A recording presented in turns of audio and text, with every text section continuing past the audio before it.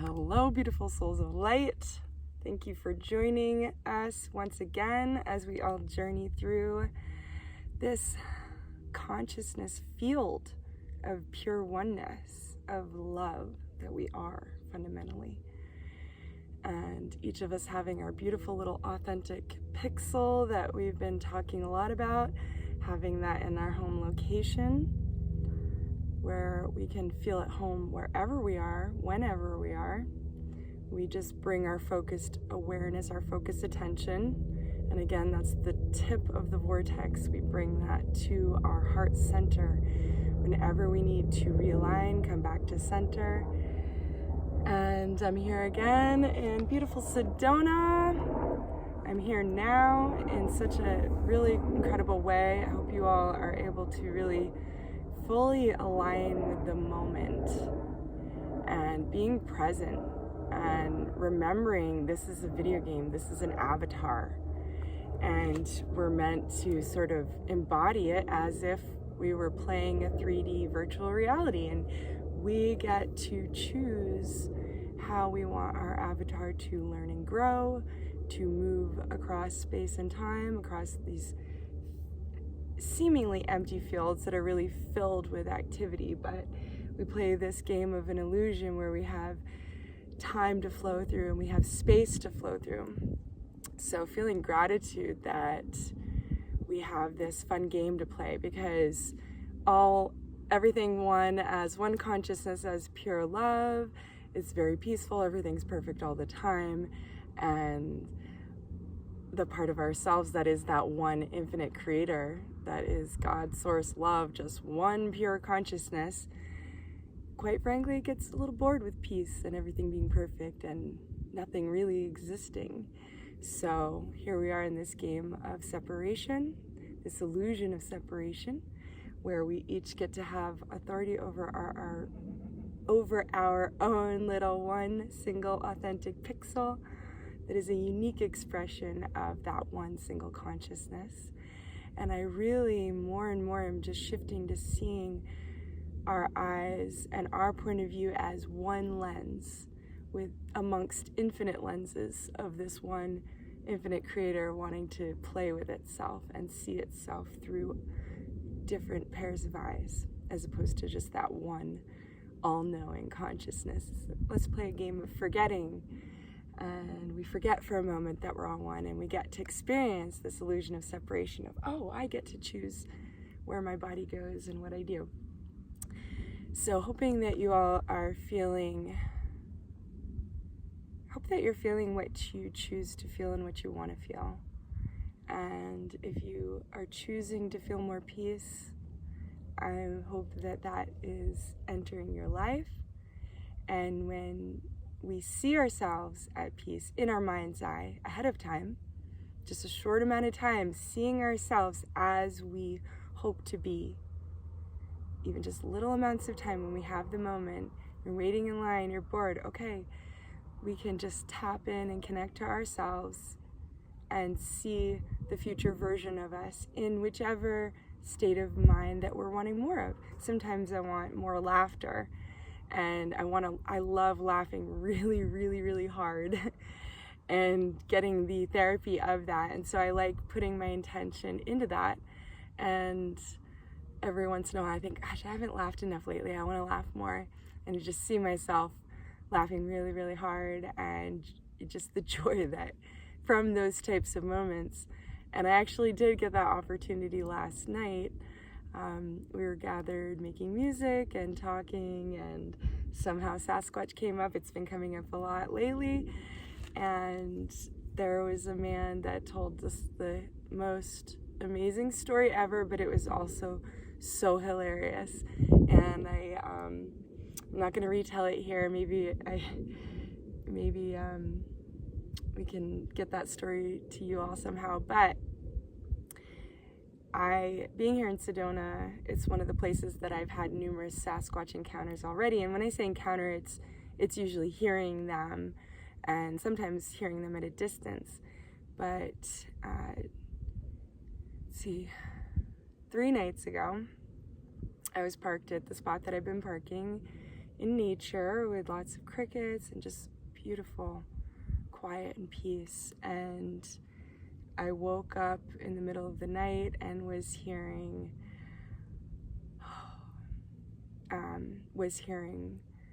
lots of Sasquatch calls. I could hear by their voices that they were all around us, and there was one in particular that was very close to my van, and I had my head by this small little window over the bed, and it felt like he was standing maybe 4 or 5 feet away. And now Sasquatch have the ability to travel interdimensionally, into and out of our dimension. And dimensionality is a topic that I'm definitely looking forward to going into more with you all, because I've been receiving some incredible wisdom lately about it, and through my own journeying, just what does it mean to go from one dimension to the next. But Sasquatch, so that we'll get into that another time, but there were Sasquatch all around, and there was one very close, because every time he called, I could hear very loudly and clearly. And I was thinking, gosh, I wonder if anyone's hearing this. But the way this sort of thing works, we oftentimes our beingness, our brain, our mind, our thoughts, our thought patterns really need to be aligned to what you could say is a high vibration, to be very unconditionally loving. And Sasquatch are very loving creatures. They're very high vibrational. They're very loving. I can't emphasize that enough. There may be some misconceptions and there may be confusion about other creatures, but Sasquatch are really, really amazing beings. And so I was hearing them all around. They were in a group, and back to the thing about the frequency, right, and the dimensionality, and I was wondering, I wonder if anyone can hear this. I have a feeling they very well may all have just slept through it, and it was in another realm, so to speak, or maybe some of them heard it. I kind of wanted to see if anyone did, but sometimes I have these experiences and I know very clearly that I'm the only one hearing it. And it's happened numerous times with Sasquatch, where it was an experience meant for me. I do hope that anyone listening to this that wants to have an experience, if you put your intention, I'm very sure that you will, once that intention builds up over enough time. But this, each experience I've had with Sasquatch, of hearing them and sometimes seeing them in my mind's eye, has been unique.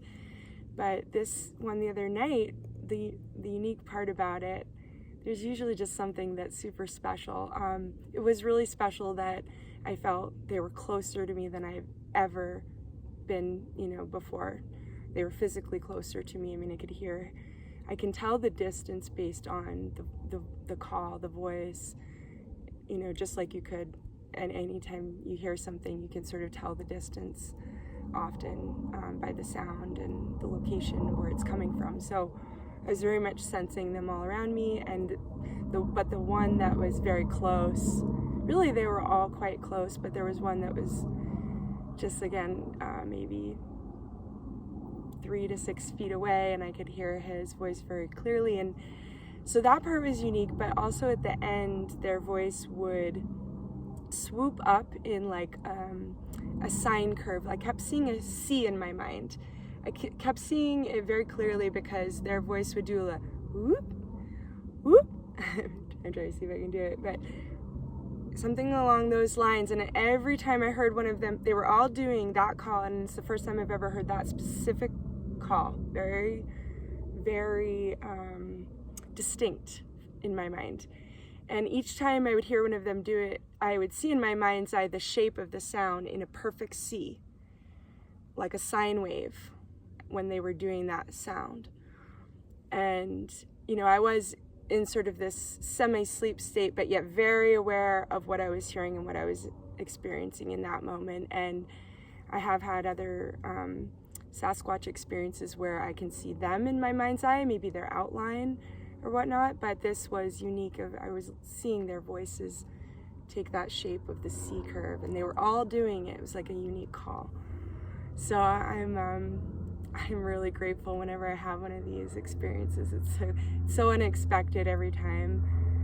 well, pretty much every time has been, every time it's just, I wasn't like saying like, oh, I'm gonna go out and experience Sasquatch tonight.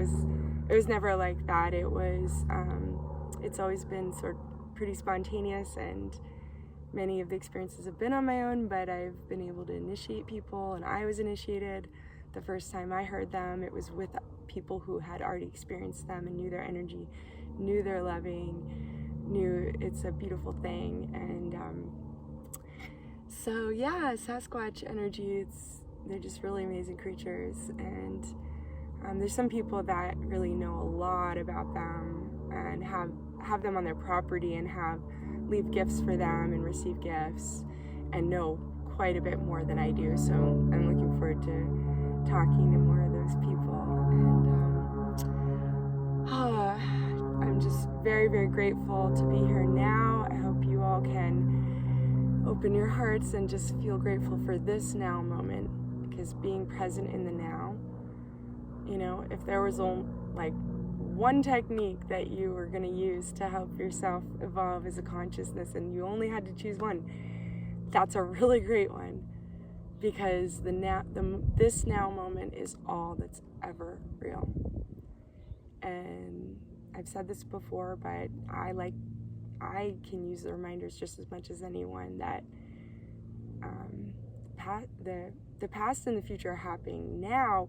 As we learn and grow, our view of past events shifts. As we change, we see things from a different perspective. And the future, things that we thought we wanted to do, we change plans, things happen that we didn't know were going to happen. And so when we're present in the now, this is, you know, the most real that it can get in this illusion that we're playing in our video game avatar. This holographic illusion, this holographic universe where everything outside is identical to everything inside. So being present now, we can tap into the magic of that our consciousness is projecting all of this, each one of us in each moment. Each one of us has an individual consciousness that is projecting this reality. But again, we're fundamentally part of just one single consciousness, and that to me is a huge relief.